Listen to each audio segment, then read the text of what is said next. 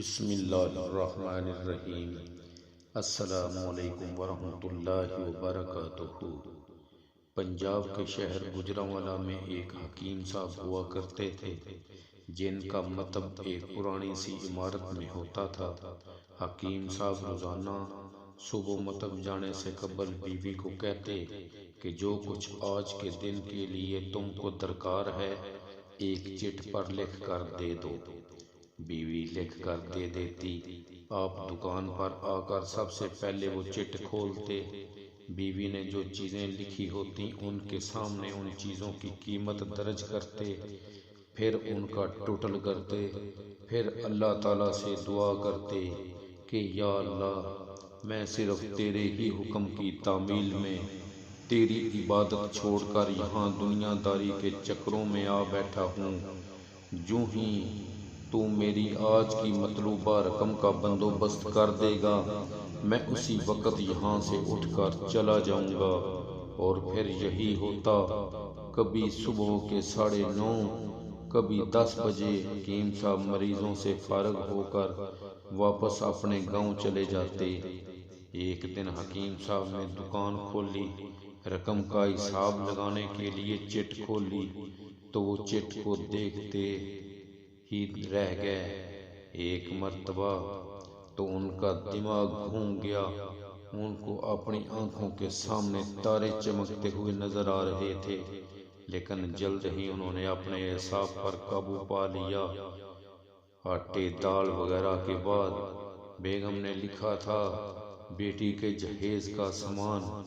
کچھ دیر سوچتے رہے، پھر چیزوں کی قیمت لکھنے کے بعد جہیز کے سامان کے سامنے لکھا یہ اللہ کا کام ہے، اللہ جانے۔ 1-2 مریض آئے ہوئے تھے، ان کو حکیم صاحب دوائی دے رہے تھے۔ اسی دوران ایک بڑی سی کار ان کے مطب کے سامنے آ کر رکی۔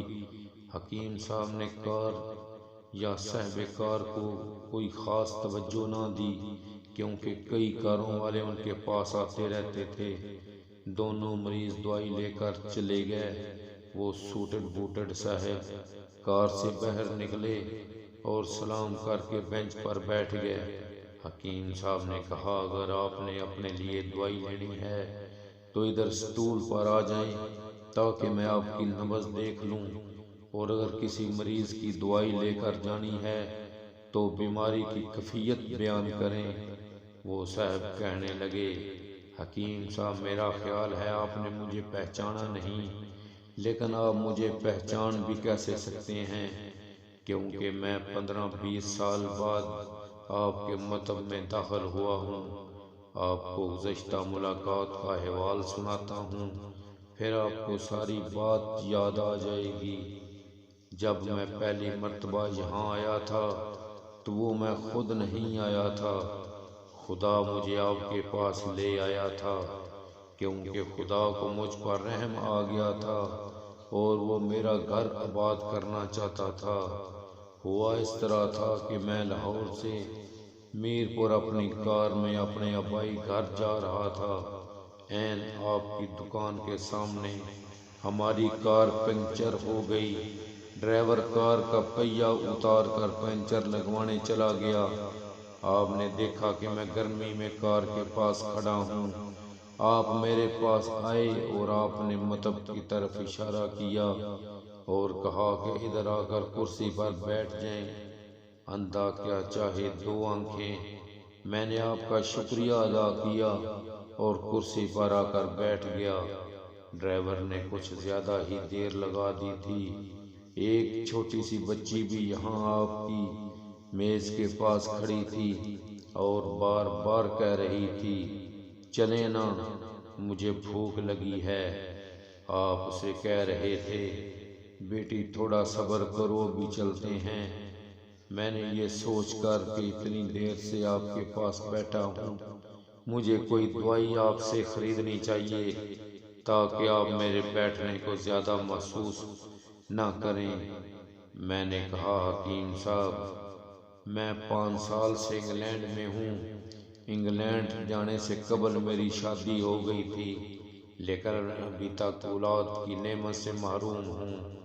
یہاں بھی بہت علاج کیا اور وہاں انگلینڈ میں بھی، لیکن ابھی قسمت میں مایوسی کے سوا اور کچھ نہیں دیکھا۔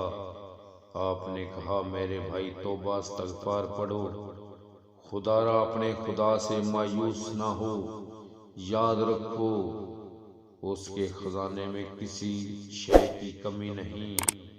اولاد، مال و اسباب اور غمی خوشی، زندگی موت، ہر چیز اسی کے ہاتھ میں ہے۔ کسی حکیم یا ڈاکٹر کے ہاتھ میں شفا نہیں ہوتی اور نہ ہی کسی دعا میں شفا ہوتی ہے۔ شفا اگر ہوئی تو اللہ کے حکم سے ہونی ہے۔ اولاد دینی ہے تو اسی نے دینی ہے۔ مجھے یاد ہے آپ باتیں کرتے جا رہے تھے اور ساتھ ساتھ پڑیاں بنا رہے تھے۔ تمام دعائیاں آپ نے 2 حصوں میں تقسیم کر کے 2 لفافوں میں ڈالیں۔ پھر مجھ سے پوچھا کہ آپ کا نام کیا ہے؟ میں نے بتایا کہ میرا نام محمد علی ہے۔ آپ نے ایک لفافہ پر محمد علی اور دوسرے پر بیگم محمد علی لکھا۔ پھر دونوں لفافے ایک بڑے لفافہ میں ڈال کر دوائی استعمال کرنے کا طریقہ بتایا۔ میں نے بے دلی سے دوائی لے لی، کیونکہ میں تو صرف کچھ رقم آپ کو دینا چاہتا تھا، لیکن جب دوائی لینے کے بعد میں نے پوچھا کتنے پیسے، آپ نے کہا بس ٹھیک ہے۔ میں نے زیادہ زور ڈالا تو آپ نے کہا کہ آج کا کھاتا بند ہو گیا ہے۔ میں نے کہا مجھے آپ کی بات سمجھ نہیں آئی۔ اسی دوران وہاں ایک اور آدمی آ چکا تھا۔ اس نے مجھے بتایا کہ کھاتا بند ہونے کا مطلب یہ ہے کہ آج کے گھریلو اخراجات کے لیے جتنی رقم حکیم صاحب نے اللہ سے مانگی تھی وہ اللہ نے دے دی ہے، مزید رقم وہ نہیں لے سکتے۔ میں کچھ حیران ہوا اور کچھ دل میں شرمندہ ہوا کہ میرے کتنے گھٹیا خیالات تھے اور یہ سادہ سا حکیم کتنا عظیم انسان ہے۔ میں نے جب گھر جا کر بیوی کو دعائیاں دکھائیں اور ساری بات بتائی تو بے اختیار اس کے منہ سے نکلا وہ انسان نہیں کوئی فرشتہ ہے اور اسی کی دی ہوئی ادویات ہمارے من کی مراد پوری کرنے کا باعث بنے گی۔ حکیم صاحب آج میرے گھر میں 3 پھول اپنی بہار دکھا رہے ہیں۔ ہم میاں بیوی ہر وقت آپ کے لیے دعائیں کرتے رہتے ہیں۔ جب بھی پاکستان چھٹی آیا کار ادھر روکی لیکن دکان کو بند پایا۔ میں کل دوپہر بھی آیا تھا، آپ کا مطب بند تھا۔ ایک آدمی پاس ہی کھڑا ہوا تھا۔ اس نے کہا کہ اگر آپ کو حکیم صاحب سے ملنا ہے تو آپ صبح 9 بجے لازماً پہنچ جائیں، ورنہ ان کے ملنے کی کوئی گارنٹی نہیں۔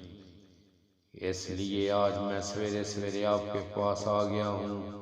محمد علی نے کہا کہ جب 15 سال قبل میں نے یہاں آپ کے مطب میں آپ کی چھوٹی سی بیٹی دیکھی تھی تو میں نے بتایا تھا کہ اس کو دیکھ کر مجھے اپنی بھانجی یاد آ رہی ہے۔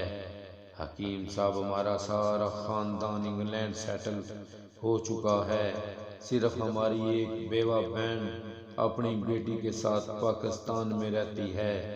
ہماری بھانجی کی شادی اسی ماہ کی 21 تاریخ کو ہونا تھی۔ اس بھانجی کی شادی کا سارا خرچہ میں نے اپنے ذمہ لیا تھا۔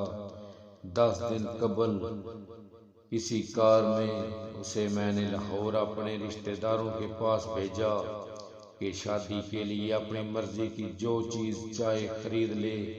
اسے لاہور جاتے ہی بخار ہو گیا، لیکن اس نے کسی کو نہ بتایا۔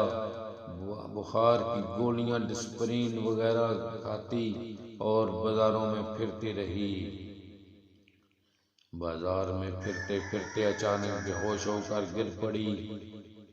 وہاں سے اسے ہسپتال لے گئے۔ وہاں جا کر معلوم ہوا کہ اس کو گردن توڑ بخار ہے۔ وہ بے ہوشی کے عالم میں جہان فانی سے کوچ کر گئی۔ اس کے فوت ہوتے ہی نہ جانے کیوں مجھے اور میری بیوی کو آپ کی بیٹی کا خیال آیا۔ ہم میاں بیوی نے اور ہماری تمام فیملی نے فیصلہ کیا ہے کہ ہم اپنی بھانجی کا تمام جہیز کا سامان آپ کے ہاں پہنچا دیں گے۔ شادی جلدی ہو تو اس کا بندوبست خود کریں گے، اور اگر ابھی کچھ دیر ہے تو تمام اخراجات کے لیے رقم آپ کو نقد پہنچا دیں گے۔ آپ نے نہ نہیں کرنی، آپ اپنا گھر دکھا دیں تاکہ سامان کا ٹرک وہاں پہنچایا جا سکے۔ حکیم صاحب حیران و پریشان گویا ہوئے۔ محمد علی صاحب، آپ جو کچھ کہہ رہے ہیں مجھے سمجھ نہیں آ رہا، میرا اتنا دماغ نہیں ہے۔ میں نے تو آج صبح جب بیوی کے ہاتھ کی لکھی ہوئی چٹھی یہاں آ کر کھولی تو دیکھا مرچ مسالہ کے بعد جب میں نے یہ الفاظ پڑھے، بیٹی کے جہیز کا سامان، تو آپ کو معلوم ہے میں نے کیا لکھا؟ آپ خود یہ چٹ ذرا دیکھیں۔ محمد علی صاحب نے یہ دیکھ کر حیران رہ گئے کہ بیٹی کے جہیز کے سامان کے آگے لکھا ہوا تھا، یہ کام اللہ کا ہے، اللہ جانے۔ محمد علی صاحب یقین کریں آج تک کبھی ایسا نہیں ہوا تھا کہ بیوی نے چٹ پر چیز لکھی ہو اور مولا نے اس کا اسی دن بندوبست نہ کر دیا ہو۔ واہ مولا واہ، تو عظیم ہے، تو کریم ہے۔ آپ کی بھانجی کی وفات کا صدمہ ہے، لیکن اس کی قدرت پر حیران ہوں کہ وہ کس طرح اپنے معجزے دکھاتا ہے۔ حکیم صاحب نے کہا جب سے ہوش سنبھالا ایک ہی سبق پڑھا کہ صبح ورد کرنا، رازق رازق تو ہی رازق، اور شام کو شکر شکر مولا تیرا شکر۔ آخر میں تمام دوستوں سے گزارش ہے کہ ہمارے چینل کو لائک کریں، سبسکرائب کریں اور پلیز گھنٹی کا بٹن دبائیں۔